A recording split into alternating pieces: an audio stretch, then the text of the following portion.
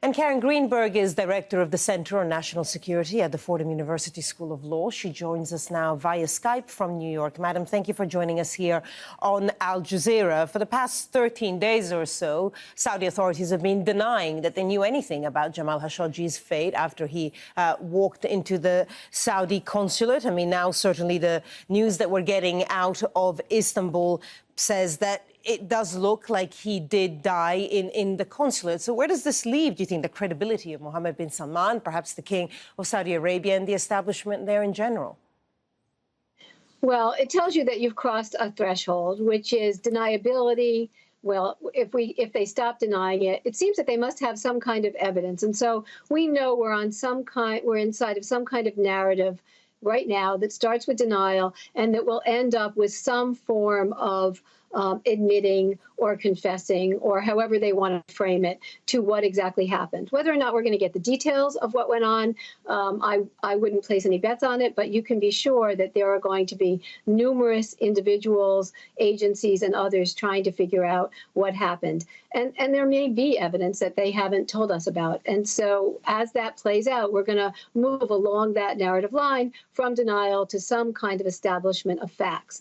Once that happens, then we really have to think about what is that going to mean for any kind of, not just relationships with the United States, but how the Saudi regime is going to be treated around the world. Remember, this isn't just a U.S. resident. This was a prominent journalist and this who criticized the Saudi regime. And the real question here is, how do we assess accountability in today's day and age? What are the multi-layers of deals that are made with countries around the world, taking into consideration that the United States doesn't always know which part of the game it's in at a specific period of time? And so the one thing is that you have to realize how delicate this is. This isn't just going to be a case of something wrong was done and now there's obvious redress. This is complicated. It affects, as your reporter referred to, billions of dollars worth of money. It affects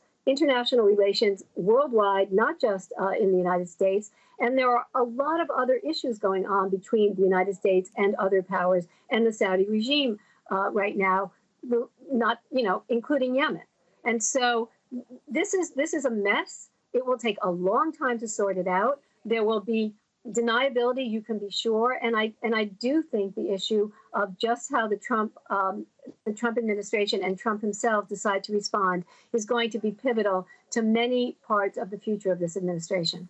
I know it's almost impossible to ask anyone to predict how Trump is going to respond, but how do you think, well, let's say, what options are open to him when it comes to responding to what is increasingly looking like the Saudis admitting that Jamal Khashoggi did somehow or other die in that consulate? It's hard to say. It partly depends on who's advising him and who's listening to. One thing that's become apparent about President Trump over the past few weeks, particularly in the context of the Kavanaugh hearings, was his insistence that never deny, never deny. I mean, never admit, never admit, never admit, always deny. And if you give a little, you're going to be in a place you don't want to be. And that seems to be a kind of precept that he's wanted to follow. So the question is, if the Saudis admit a little, or if there's a little evidence, what will Donald Trump do when he responds to that? So I think we don't know. It could be anything from, as I say, on this spectrum, this narrative spectrum, from deniability to what we've also seen with this president is there are many times when he's made one statement about a situation and then changed his mind days later.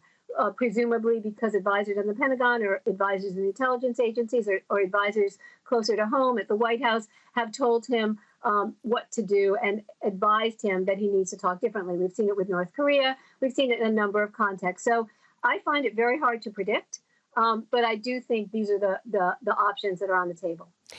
Because there's so much at stake for all the main sort of big political state players, the US, Saudi Arabia, and Turkey, I mean, how much do you think of what we've seen in the past few hours could have been orchestrated? I'm just thinking that Mike Pompeo is on his way to Saudi Arabia. We're getting reports in the US media that actually the Saudi embassy may be coming out and saying that Khashoggi did indeed die and it was an interrogation gone wrong. Now we have the Turkish investigators confirming they have found evidence that Khashoggi died in the consulate.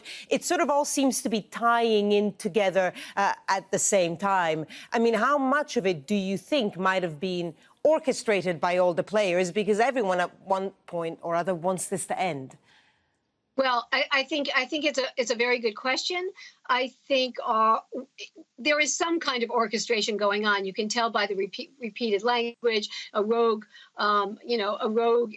element, rogue circumstance, whatever it is. And you'll see, I'm sure, repeated language about an interrogation gone wrong and things like that.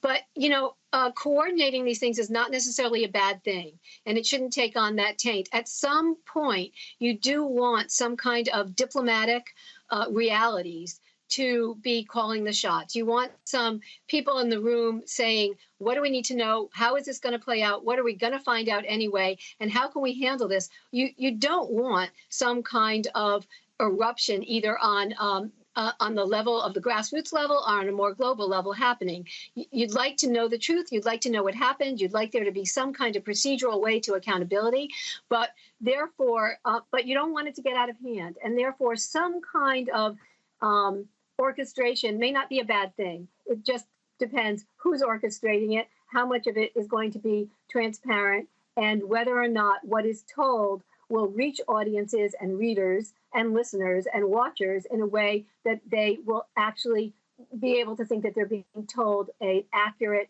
and legitimate story. And that's, I think, the difficulty here. Karen Greenberg, Director of the Center on National Security at the Fordham University School of Law. Madam, thank you so much for sharing your expertise and views with us. Thank you. Thank you.